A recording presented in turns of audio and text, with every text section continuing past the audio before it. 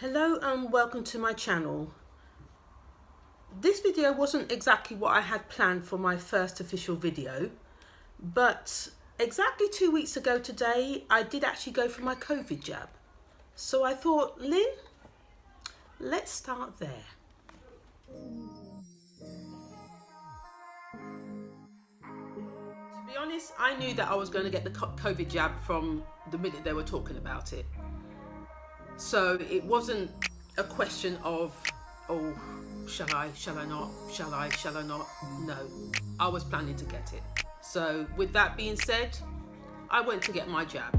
And funny enough, I did get a letter I didn't get a letter. I actually got a text in February from my doctors in regards to booking my jab. And I did question it. I thought, a little bit too soon for me. I'm not sure just yet. I'm going to get it. I definitely will. But let me see a little bit more of this data as it comes along. From there on, I was getting probably once a week a text again from the doctors until about 3 weeks in. Then I actually got a call from the doctors asking me whether I'm still interested in going for this jab. And I did actually confirm with the doctors that I was planning to go ahead and do it. But my initial thought was my birthday was coming up soon. So me being me, I knew I would be one of those suffering with some sort of side effects. So with that being said, and with my birthday coming up, they could understand that. And I said, don't worry, the day after my birthday, I will sign up and get this jab, which is exactly what happened. Booked my appointment online. Initially what comes up is they'll ask for your date of birth, and they'll give you the option of 2 or 3 vaccine centres to book your appointment with. So I opted for the closest one to myself, and I actually got an appointment for the following day. With that being said, the news was talking about the AstraZeneca and blood clots and all the rest of it, and I thought, oh God, please, you're making me nervous now. Yeah, I already suffer with anxiety here and there, and that just wasn't something I wanted to hear. But I thought, Lynn, you did plan you were going to go and do this. And I thought, I did question whether to go and cancel my appointment, and I thought, no, don't do that, because you're going to worry about it for the next week or two. And I thought, no, I'm not going to delay it any further. I said I was going to do it. I'm going to go ahead and do it. So I turned up the next day. My appointment was at approximately at 4:30 in the afternoon. Turned up. There was 1 or 2 wardens directing you to the actual entrance for the clinic. There was a small queue, I'm going to say. Probably about a dozen people in front of me. So a mini queue compared to a lot of vaccine centres I've seen on the TV, etc. So you've also got a warden there that, I'm not too sure whether the warden, he might have been somebody that worked within the actual clinic, but they would ask you a few questions while you're standing in line in regards to whether you've come into contact with anybody with COVID in the past 30 days or so. Also, make sure that you have your mask as well before entering the building. The queue itself went down very quickly. I was probably outside the clinic for maybe about 10 minutes at the most, let's put it that way, until you were called to come forward. And the first port of call was before you entered the building. There was someone that checked your temperature. You walked into the door, you had a sanitizer machine there, so you did the necessary there. Another lady approached me at the doorway, asking for my details, my date of birth. Also asked whether you were pregnant, whether you had any allergies. Yeah, just a few of those sort of necessary questions. And again, whether you're coming into contact with anybody with COVID in the past 30 days. You were given a slip that you had to queue up for another queue for the reception. You handed in your slip, and what they gave you thereafter was a booklet, small sort of leaflet. Yeah, small sort of leaflet. As you can see, I did actually have the AstraZeneca. And then also this little card saying the date and the batch number of the AstraZeneca. At the top where I've got it covered, that's my name, and that's the back of, well, that's the front actually, this is the back. And also with the AstraZeneca, I didn't know what vaccine I was going to have until you arrive at the clinic. So you never know beforehand. You'd have a poster on the window advising you what vaccine they were distributing today. So that day they were distributing the AstraZeneca. So that's the first time you'll see what vaccine you're getting. So again, my head was like, oh God, this is the one that they were talking about on TV. Anyway, Lynn, let's not panic now. Let's not do it. Let's not panic. But that being said, I just went ahead. I thought, no, I'm not going to let it get into my head and start panicking. Sorry, I'm feeling a little hot today, a little hot and flustered. It's quite warm in England today. I think we're 24 degrees, I believe. So, yeah, bear with me. Okay, so after receiving your pamphlets and your card, you'll be directed to a lady that will seat you wherever you're needed to be seated. With this clinic, it's like one long row of seats facing a wall, and the seats were divided 2 by 2 with panels in between. So 2 seats with a panel, 2 seats with a panel, etc. So with that being said, I'm sure I'm not even too sure how many seats. I'm going to say probably about 20 seats in total within this line. But you're sitting down. This felt like a bit like musical chairs to me, because the minute you sat down, you were getting up to move along the row. So it was consistently, probably every 60 seconds. Oh, move again. Oh, move again. Oh, move again. That's how quickly the queue went. So this was very efficient in how they did this. By the time you got to the actual doorway for your turn to have your injection done, yeah, they'll direct you to the next available cubicle to have your injection. I had one young Asian lady, probably about my daughter's age, 28, late 20s. So very nice lady. She'll talk you through what's going to happen, ask the same sort of questions that they did at the reception as well. And yeah, it was and we were chit-chatting about again about how the Black and Asian community are very sort of skeptical about having the jab. She had already had hers. Again, I was just a little hesitant because I suffer with a touch of anxiety in general, and she made me feel at home anyway. So yeah, we had a little laugh and a joke. The jab itself was, it was tiny, it was small, it was quick. I really didn't feel it. It was on my left arm. I'm right-handed, so every time I have any type of vaccinations, it's always going to be on my left arm that I have it. So very small pinprick, nothing to it. It was over in a heartbeat. So yeah, that was very nice and quick actually. That was very quick. If you had cycled, they would ask you to stay for 15 minutes just before leaving, just to make sure all is well with you. But if you hadn't driven, you were taking the bus or walking, then they let you go straight away. So in my case, I was let go straight away to go about my business. I took my time walking home. I thought, so you know what, let's just stroll a little bit, because if I'm not feeling well as I'm walking home, I'm gonna be turning back around and going back to where I came from, back to the clinic. So I did take my time. I strolled, but yeah, I had no complaints, to be honest. I was fine. I think my head was just doing overtime, so I was fine. By the time I did get home, all was good.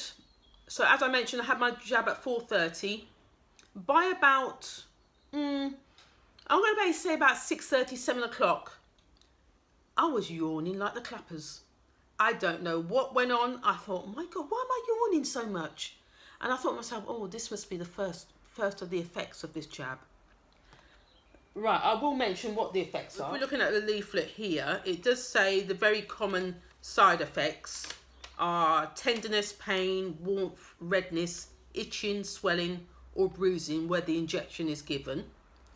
A general feeling of unwellness, feeling tired, fatigued, chills or feeling feverish, headache, feeling sick or nauseous, and joint pain or muscle ache.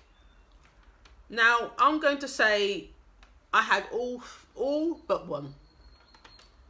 Yeah, all but one, which is a nauseous. Nauseous doesn't sound right. Yeah, nausea. You know what I mean anyway. Right, okay, so as I mentioned, about 6:30, 7 o'clock, I was feeling a bit yawny. I just couldn't stop yawning. I just couldn't work it out. But I wasn't feeling drowsy at that point, no. By about 9:30, 10 o'clock, I said, you know what, I'm going to my bed. I'm feeling a little bit tired now. I don't know, when I nodded off, it must have been so quick, because normally I have a good hour or two before I would properly nod off in bed. It takes me a while. But that day, it was probably within 20 minutes I was out. With that being said, I woke up maybe about 8:30, 9 o'clock in the morning. So I did get a good sort of 10-hour sleep. And that was a good sleep. But that's where it ends. After that now, I had, coming out of my bed that morning, I was in pain. Oh my God, the pain. But when I say the pain, it wasn't a pain of rolling around in pain. It was more of a body ache. Yeah, which is what they said on the pamphlet here. More of a body ache. The body ache was sort of, I'm going to describe it, to me, it felt more like when I used to go to the gym, doing a hard workout routine the day before and waking up in muscle pain the next day. That's how it felt to me. So it wasn't a pain of rolling around in pain. Yeah, not that type of pain. Very much a muscle ache. And the pain for me was more on my left side of my body. So I'm going to say it. I'm not too sure that's the case, but for me, because I had my injection on my left, I'm presuming the left-hand side had more of an effect than the right, because I was getting pain more in my lower back on my left-hand side, over my bottom, down my left leg. I was sort of hobbling around like an old woman, to be honest. That's how it felt.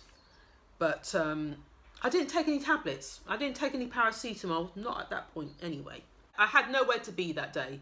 So I had a duvet day. Yeah, Netflix, chill, TV, laptop, dozed off, woke up again, watched a bit more TV, did a bit of work on my laptop, fell asleep, woke up again, did some more work, watched a bit of TV, back to sleep again. I had one of those days. It was very much in and out of drowsiness all day long. I did forget to mention that I also had a sea salt bath halfway through the day. Yeah, I just thought, let me see if I can relax these muscles. Not too sure it helped. I'm not too sure it helped.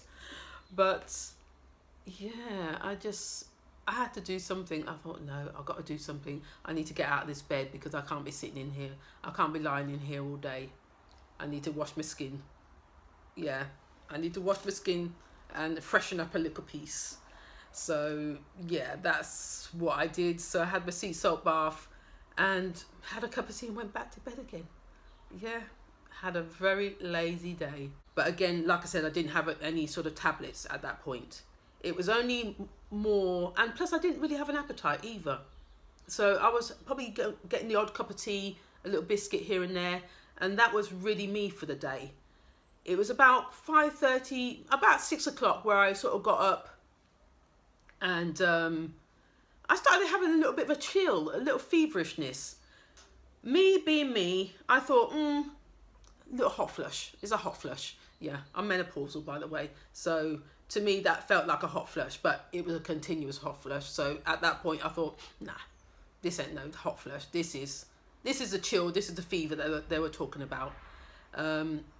With that, I was coming, yeah, I wasn't really chillish. I wasn't really cold. I still felt warm. So I was more feverish, went back to my normal temperature, back to fever, back to my normal temperature. Yeah, rather than chills. I didn't really get chills, where a lot of people have mentioned they got chills. But for myself, I didn't get that. I slept with the window open all night because of that. And I also took my paracetamols at that point because I had the feverishness as well as a touch of a headache as well. So I thought, I'm not going to bed tonight without taking any tablets. So I did that. I had a decent enough sleep, a little bit of tossing and turning, but not too bad. Woke up probably about 7:30 in the morning, my usual sort of time. And yeah, I felt better than I did the day before, let's put it that way.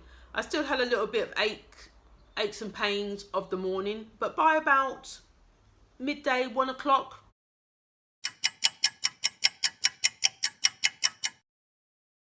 I was feeling much more myself. So I was back to normal, getting on with my daily routine. That was really how it went for me. Funny enough, my brother had his injection a week after mine, and I did mention what happened to me, so he sort of had the heads up of what to expect. With him, he took his paracetamols virtually as he walked back into his door, so as not to have all the side effects from it. But he still did get a little bit of aches and pains, he said. He still had a few aches and pains, but not enough to keep him off work. So he did go to work as per usual, had a touch of a headache as I did. But apart from that, all was good with him. Had another friend, an Asian friend this time. He had, my brother had the AstraZeneca. My Asian friend had the AstraZeneca as well. With his one, he was saying he didn't have any aches and pains. Again, he took his tablets the minute he walked in his door, but he had no aches and pains, he told me. I thought, oh, you got away with it. I didn't. But then again, I didn't take my tablets, so yeah, that being said, I just thought, yeah, then you've got this. No, I didn't get it. No. So that was him. And then I've got my mum, who's 71. She had the Pfizer jab. Now with her, I did ask her the same question. Mum, what was your what's the after effects of your one? She said all she had was pain in her left arm, I'm not too sure what arm she had it in, but she had pain where the injection point was. And that was it for her. She said, no, I didn't wake up with any pains. No, not at all. No pains whatsoever. No, I've just got pain in the top arm. And I did actually speak to her today before I came on camera. And she had her injection mid-February, so about 6 weeks ago. But she still has that slight pain in the top of her arm. I thought, oh, okay. That's interesting. With me, I really didn't feel the pain at all. I think I had probably about 2 days of, yeah, if I'm lifting my arm, I'm feeling a little tenseness in the muscle. But apart from that, no arm pain whatsoever for me. But I did have that sort of, I'm going to say 48 hours worth of the drowsiness, the feverish, the touch of a headache, the aches and pains. So that was really how it went for me. So those of you that are still unsure about getting it, I thought, let me come on camera to sort of tell you my experience and leave everybody to make their own informed choice. That being said, I'm not going to keep you any further. So until next time, be safe and bye for now.